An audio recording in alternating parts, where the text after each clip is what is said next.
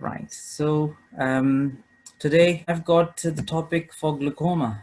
I'm going to keep it sweet and short. And what I'm doing is a presentation about glaucoma. And in glaucoma, we have various um, types of glaucoma. You have primary open angle glaucoma, chronic open angle glaucoma, acute angle closure glaucoma. So we're not doing all of them. So I'm just focusing on these chronic open angle glaucoma. And what I would like you to take away is basically what are the main things in them. So diagnosis is main thing, and then management. These are the two things that I'll be focusing on. And in diagnosis and in trying to diagnose a patient, first of all, for my clinic, I focus on case history, and I personally feel that this is very important.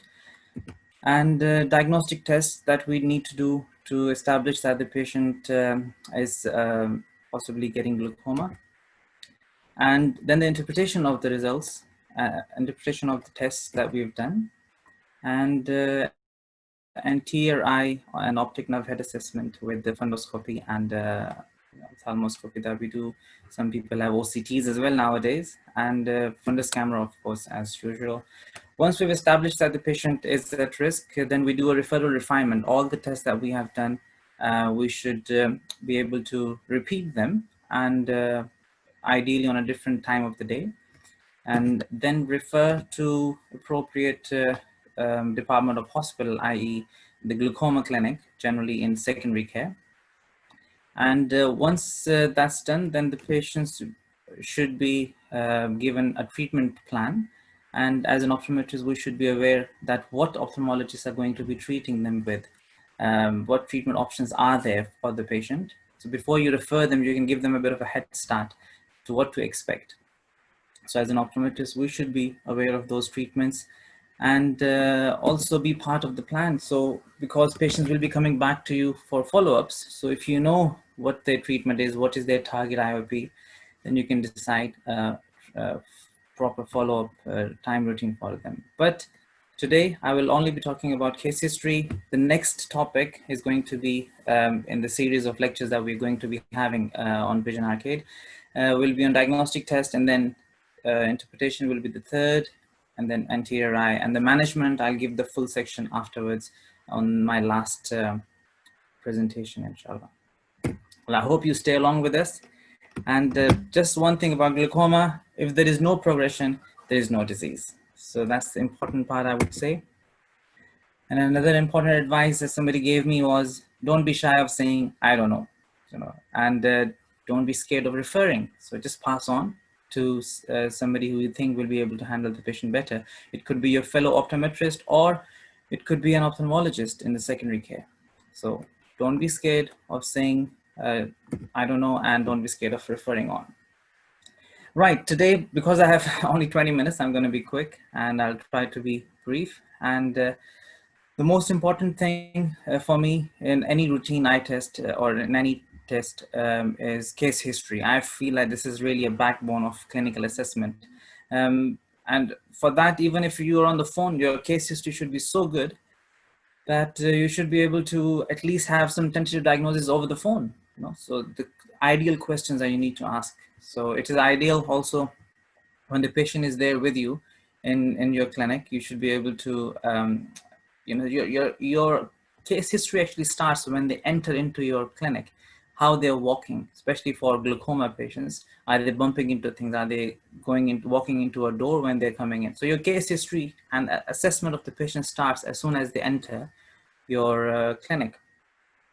And also it is very ideal for building a rapport and breaking the ice with the patients and, winning their trust.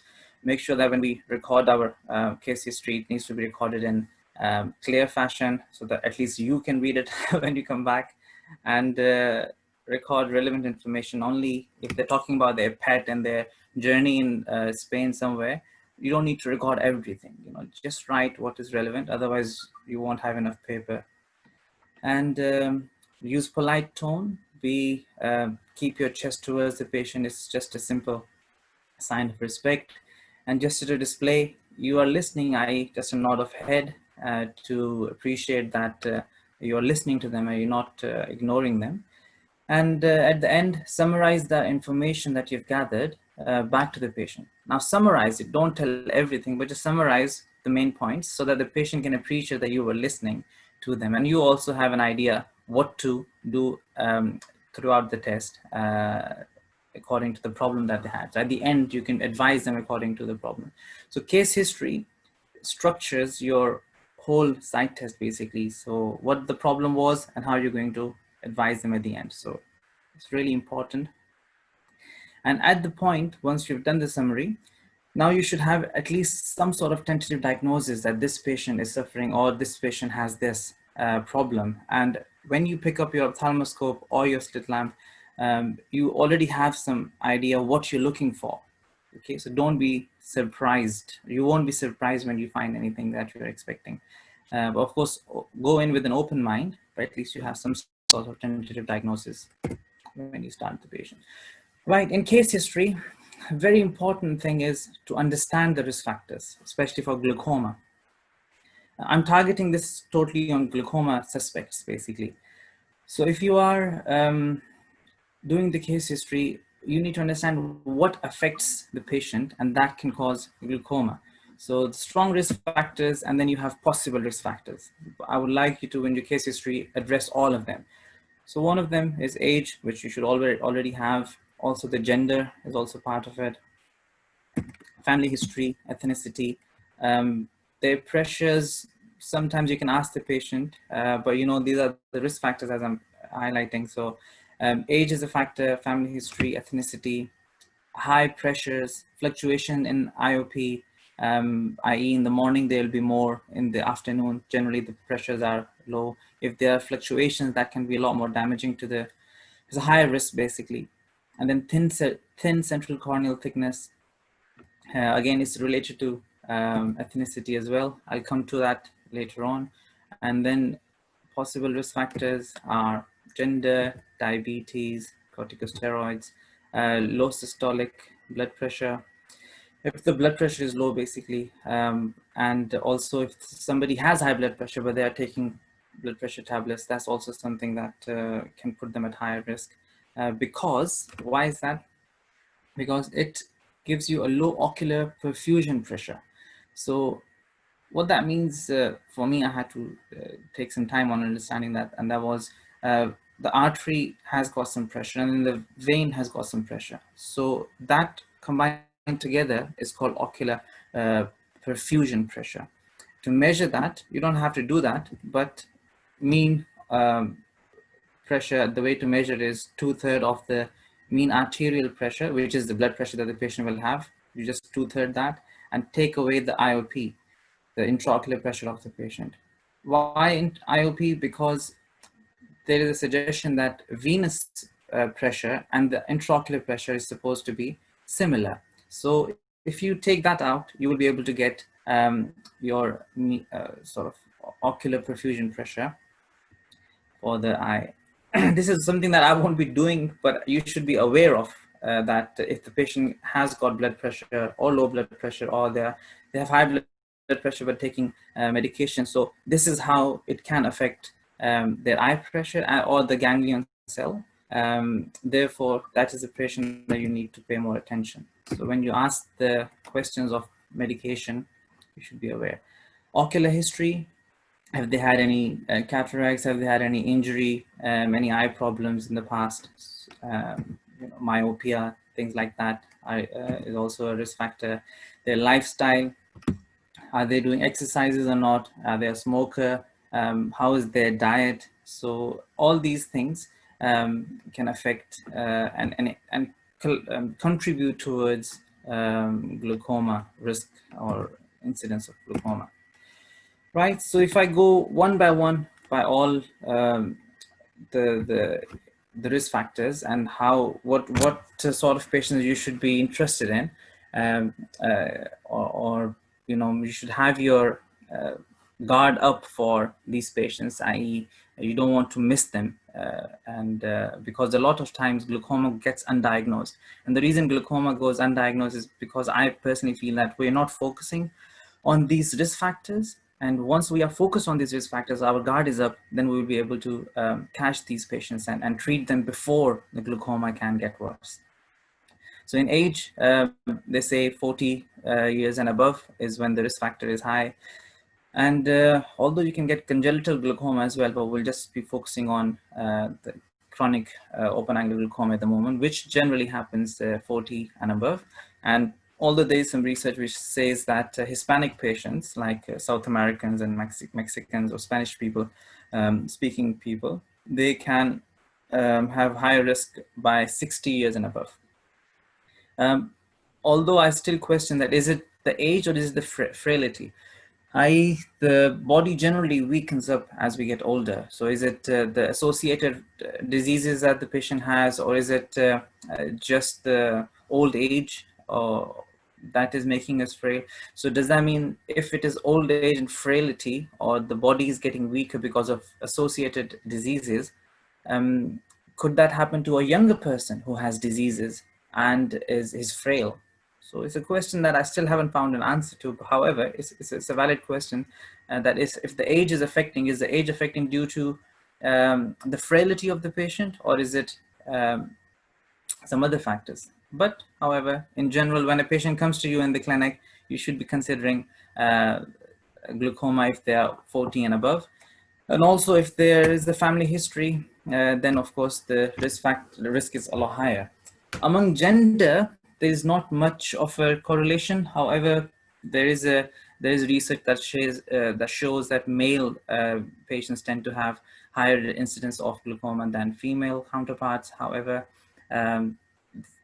if the female have got glaucoma, then the female tend to reach to blindness a lot more compared to male because of the life expectancy. So female tend to live longer. Therefore, the glaucoma related blindness is higher among female than male. However, male patients tend to get the disease more in comparison. However, a review of the literature suggests female at a higher risk of angle closure glaucoma, although there is no clear predilection of open angle glaucoma. So there's not strong evidence there, although if anybody wants to do some research on that, I think there's a good topic to try to find a link between the gender.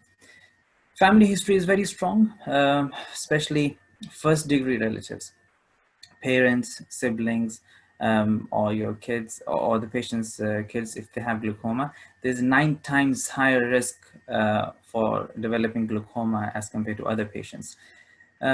One distant relative, for example, if somebody comes to you and says, oh, my uncle has glaucoma, they are at a low risk, so we won't worry about that. However, if they say the mother has 3 siblings and 2 of them have glaucoma, but my mother does not have, so I would be attending to these patients as moderate risk. And for example, more than one uncle, more than one auntie or grandparents, if they have that, more than one person in the family has glaucoma, then I'll be putting them on a moderate risk. The problem with family history is we have a limited knowledge of family history, or even the patient does not have enough knowledge. So if somebody has got glaucoma, they don't normally talk about in the family. So not everybody knows that how many people have glaucoma in their family. That's why, also 50% of glaucoma cases are undiagnosed anyway. So even if somebody has in the family, you might not know about it. So family history is not a very reliable source. However, if somebody has got the information that they have family history, then our guards are up. So we should be alert. Ethnicity, African descent patients have 6 times higher prevalence of open angle glaucoma. Caucasians, white community showed steepest increase in prevalence with age, i.e. once they do get it after the age of 40, the steepest increase that happens is in Caucasian community. And among the Asians and the Japanese community, we have a higher risk of angle closure glaucoma. So ethnicity has got some part to play. So you should be aware of that when the patient comes through. And interestingly, in ethnicity, the corneal central corneal thickness also varies. So for example, if you look at the African descent patients, they tend to have thinner corneas, as you can see, thin corneas among African descent, and the Caucasian community has relatively thicker corneas. So the average central corneal thickness is about 540 micrometer to 560. So round about that is the average. If it is less than that, say about in 500s, then you know that the patient has got thinner cornea. And higher than that would be thick cornea. So how would that affect your IOP measurements? So you should be aware that this is something that we're going to do in the next slide anyway. This is one of the tests, but I wanted to bring that to your attention in case history, because once you see, once we are talking about ethnicity, I would like you to be thinking about how does ethnicity affect. So one of the ways it affects is corneal thickness is thin in African descent patients, and thick, so the IOP is higher in Caucasian community. So false intraocular pressure readings, low IOP or high IOP. I would have liked to ask this question, but I think I'll move on because we don't have enough time. But just to give you the answer, if the cornea is thin, it is going to give you a lower reading of IOP, so not the true reading. And if the cornea is thick, so the IOP measurement that you will do is going to be higher than the actual intraocular pressure. Right. And also in central corneal thickness, there's also something very interesting, and that is the lamina cribrosa, correlation between cornea and the lamina cribrosa. If you look at this picture, I chose this specifically so that you can see the lamina cribrosa, which is pointed at the bottom here. The cornea and the sclera are made from the same material. And when I move my cursor back, the lamina cribrosa is like a continuation of the same material of sclera.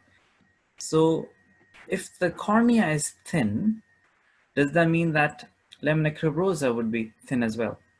It's a question, and there's research that has been done over it, and they try to associate the central corneal thickness with the lamina cribrosa.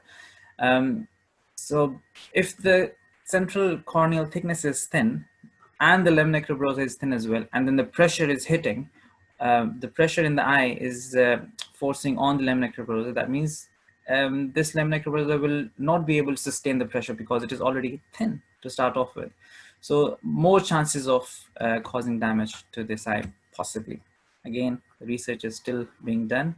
However, it's an interesting fact that you should be mindful of. So when you're doing your case history, that why we're asking about these questions, and when you do the tests. Myopia is also comes in the ocular history question. So does the patient have glasses already? And if they do, why are we interested in that?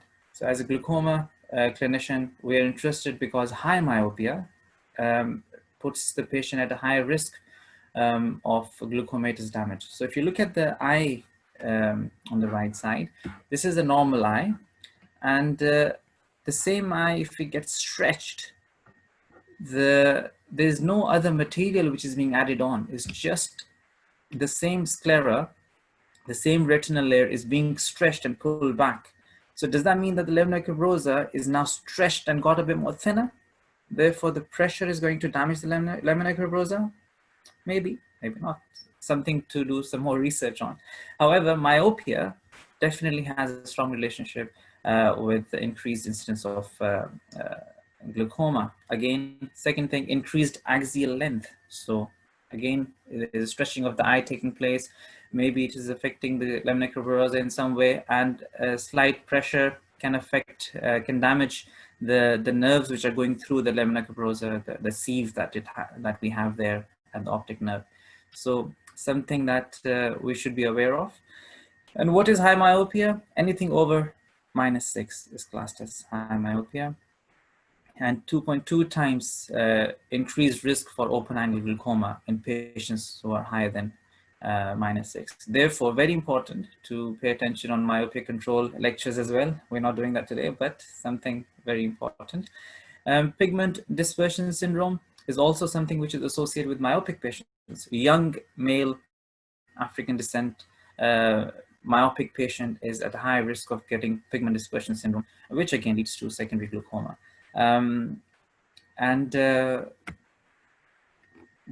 I would have liked to ask at this point, high hyperopia, what do you think it would be the risk factor for? If we have time, do you think I can ask that question? In the chat box, if anybody would like to answer, they can write their answer now. High hyperopia, and I'll move on to next slide. High intraocular pressure is, of course, risk factor. How high would it be? Should it be before it can be worrying? 24 millimeter of mercury, that's what the NICE guidelines are now. Before they said 21, but thankfully they corrected that, and now they are saying they've increased it to 24, and that has to be on repeat with the Goldman applanation tonometry. Difference between two eyes more than 4 millimeter of mercury, that is something that we need to be mindful of. So even if the pressure is below 24, but one eye is 16 and the other eye is 20, so it is perfectly normal with each eye is below 24, but the difference is about 4 and more. That should also raise alarm bells too. And stable bilateral high IOP is less worrying than unstable and uneven intraocular pressure. What I mean by that is, if the patient comes to you and every time their pressure is 25, morning is 25, afternoon is 25, and in both eyes the pressure is 25, I'm not going to refer that patient, because this is the patient's normal pressure, and the eye can cope with that. And also maybe the corneal thickness is high. However, if the patient's pressures are only 15 in one presentation, the next appointment, the prescription increases the pressure increases to 20. It is still below the high pressure that we expect, but there is fluctuation going on, and that fluctuation is more damaging than just the high pressure. So in normal tension glaucoma, as we know, is it just a false IOP due to low central corneal thickness? Yeah, could be. But if in low normal tension glaucoma, if the visual field is getting worse, then most likely that there is some fluctuation going on in the pressure. We'll address that in the next slide, hopefully. Yeah, fluctuations in intraocular pressure. So 25-hour diurnal periods. So in normal tension, as I said, if there's a progression of visual field loss, there might be something in the background that we're not aware, that the pressure is going up at nighttime, and when they wake up, they go to the toilet, or if they are on water tablets, bendrofluoroside or furosemide, these sort of things, then the pressure comes down. So that fluctuation, we should be mindful of and monitor these patients closely. Sleep-related postures, if they are sleeping on their face and there's some sort of position that they're sleeping in, and that's increasing, that's pressing on the eye and increasing the pressure overnight, is also something that is associated and with fluctuation. If they're squeezing their eyelids all the time, squinting, eye wiping, massaging or rubbing their eyes, these are all associated with fluctuations. Just doing one-off is not going to cause damage or glaucomatous damage, but this is something that you should be aware of, that where does the fluctuation come from, or where can it possibly have? So you need to be, if you're aware, then your case history, or when the information that you're gathering from patients, you'll be able to gather more confidently, and you'll be able to assess the patient nicely. Inverted body positions, for example, if they're doing yoga, or if they're doing some gymnastics, or they're doing it on a regular basis constantly, then that can also have an impact on the IOP, but their eyes might get used to it. Wearing swimming goggles, because it creates pressure in that zone, under the glasses. Muscular effort, if they're doing a lot of exercise and heavy lifting, that will also have an increase in intraocular pressure. If somebody is doing heavy lifting in the gym, that is also going to have impact on their intraocular pressure. If they are playing flute, or if they're playing something which really needs a lot of force with their mouth, and they increase expiratory efforts, such as during physical exercise or when playing high wind resistant musical instrument. Yeah, so I don't know what they're called, but you know what I mean. Those musical instruments. Wearing a t-shirt or a tie, which are very tight around the neck, are all known to elevate the intraocular pressure. And also sometimes when I'm doing Perkins and I tell the patient to put the, just sit back and relax, they sometimes bend their neck upwards, and that creates a bit of a bending in the neck. That can also increase the intraocular pressure. So just make sure that the patient is looking, keeping the head straight, neck is straight. There's no stress on the neck while you're taking the intraocular pressure, so that there is no elevation. Okay. Patients with water retention, yeah, kidney problems. So general health, you should be asking about if is there any kidney problems in the family or with them. Because if the kidneys are not functioning properly, the body will retain the fluid inside, and that can also give high pressure.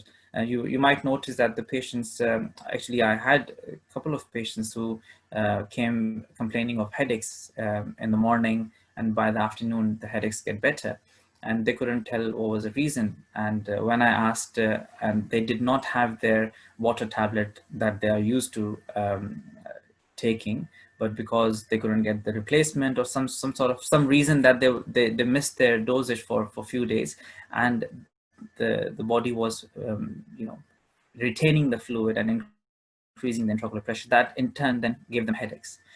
So patients, when they tell you, when you ask about medication and they say furosemide, you should be thinking about the water retention problems. Okay. Vascular problems, anything to do with blood vessels, especially in the eye, is a risk factor, like systemic hypertension, especially the treatment of it. If somebody has got high blood pressure and they're on the treatment medication, there is a link that that will lower. If you're lowering the blood pressure, then that means what I said in the first slide about the ocular perfusion pressure, you're bringing that down. So if that is down, then the ganglion cells and the optic nerve might not get the right amount of oxygen. Therefore, there's a chance of glaucomatous damage. So be aware, if a patient is hypertensive, that you're also assessing them from a glaucoma point of view. Vasospasm is when the blood vessels are sort of constricting and dilating in very abnormal fashion. That is also associated with showing some link with glaucoma damage. And one of the symptoms, if a patient comes to you and they're complaining of cold hands, then you should be considering a vasospasm. Although they will not have pale fingers. So the fingers will be normal, but the hands generally would remain cold. Whereas in Raynaud's disease, the difference between vasospasm and Raynaud's disease is the hands are cold, and in Raynaud's disease, the fingers are pale. So we need to make sure we don't confuse that. Although anybody who's being treated for Raynaud's disease or systemic hypertension, they both tend to show that the glaucoma risk is slightly higher. Acute hypotension, and also low diastolic pressure, low ocular perfusion pressure, and higher prevalence or incidence of glaucoma. What that means is, same as I said earlier, that the artery is bringing the blood into your eyes, the vein is taking the blood away, and both artery and vein has got certain pressure, and that pressure combined together is called ocular perfusion pressure. And if that lowers down, that can increase the risk of glaucoma. And the last thing, very interesting, is migraine. And we see a lot of patients with migraine. So Migraine is a risk factor for normal tension glaucoma. Again, the reason for that is same as vasospasm. Migraine is also sort of a spasm, a vascular spasm that we get, and therefore it is associated with the higher risk of glaucoma. Open angle glaucoma association among, yeah, in normal tension glaucoma, that's what migraine is associated with. However, open angle glaucoma is normally associated if the patient is 70 years to 79 years of age and they're complaining of migraine. So they are at a high risk of getting this open angle glaucoma. Something interesting there for you. Diabetes, not a very strong relationship, although there is research done, but there is research done which says the opposite as well. So it's a bit of a controversial relationship. However, hyperglycemia results in heightened sensitivity to intraocular pressure and risk of neuronal injury. So optic nerves and the nerve fibers, ganglion cells in diabetes, they might get damaged, therefore can cause glaucoma. But is it diabetes per se, or is it the damage to the nerves which is causing glaucoma? However, it is something to be mindful of, and also be aware that there is a bit of a controversy there with diabetes and glaucoma. But we will, if a patient comes to my clinic, I will be mindful of the fact that they can be a risk for glaucoma. So why miss them, just in case. Medications. Every time I used to, as a student, I remember I used to write medication, ask the patient about the medication, and they give me a whole list of medication. I had no idea what those medications did. And I was like, okay, I've got the information, but what do I do with that information? I didn't know much about at that time. But then, thankfully, we had some good teachers, and they guided us, saying that we're interested in corticosteroids, for example. They can increase the resistance to aqueous outflow. So if the aqueous from the eye is not leaving the eye, it will increase your intraocular pressure. Treatments for systemic hypertension, again, as I mentioned, blood pressure, they're normally done through calcium channel blockers like amlodipine, Adalat, and then alpha blockers. Well, for blood pressure, it's calcium channel blockers, right? So amlodipine and Adalat, they can cause sort of increased risk of glaucoma.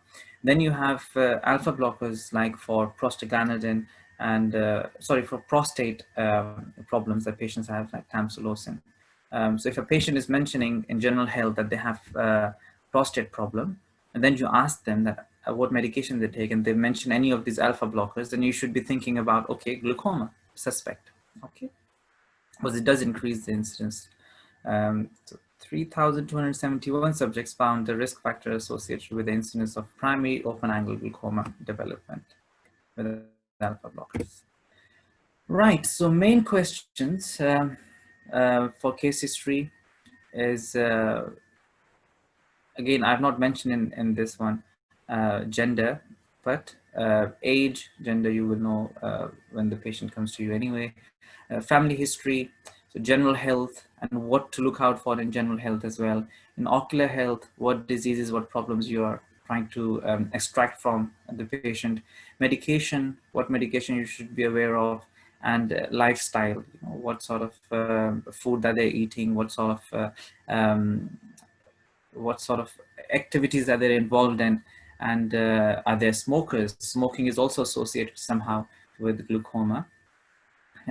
So lifestyle, all these questions, they need to be paid due respect. Actually, they're not there just for filling the form, but actually they have relevance for me and you to assist and to find our patients who might be who might be prone to getting glaucoma. And once you've done that, every time the patient comes to you at each assessment, these are the NICE guidelines, which says that every time the patient comes to you, ask them about their general health and their appropriate, and if appropriate, factors affecting adherence to treatment, i.e. what is, if you have diagnosed them and they have been referred to hospital, then they come back with the treatment plan. the treatment that was given, is there anything that is stopping them from using that treatment?